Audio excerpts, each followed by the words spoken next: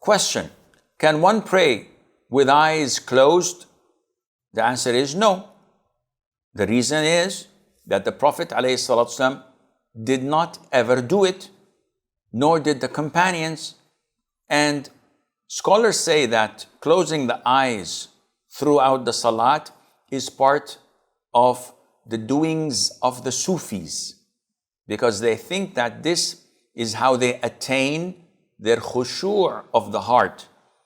And by the way, this is one of the biggest traps of shaitan. Why is that? See, when you pursue khushu' other than the way of the Prophet ﷺ, you inevitably will fall into deviation. Those who in the beginning close their eyes because they feel they are closer to Allah Azza wa Jal and not distracted by things they see. After a while, Satan would come and mess up with their minds by saying that we hear a lot of noise in the masjid. Children are playing at the background.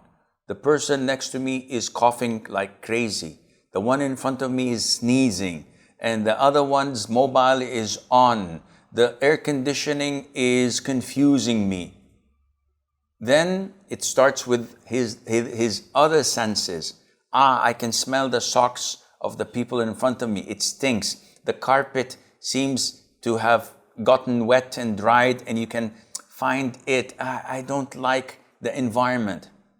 I know a person who used to suffer like this, and then he quit praying in the masjid. So I visited him home, and he said, I can't find my khushu' in the masjid, so I pray home. And few months later, his mom complained to me, and I went to visit him. He isolated himself in a small room where no one enters, and this is where he prays. He said, this is my place of worship. And few months later, his mom complained again. He turns off the air conditioning, turn off the lights, and prays in total darkness. And few months later, he abandoned salat altogether. He stopped praying, and he died shortly afterwards. So this is how shaitan works. So you just don't think that it's closing the eyes that would help you.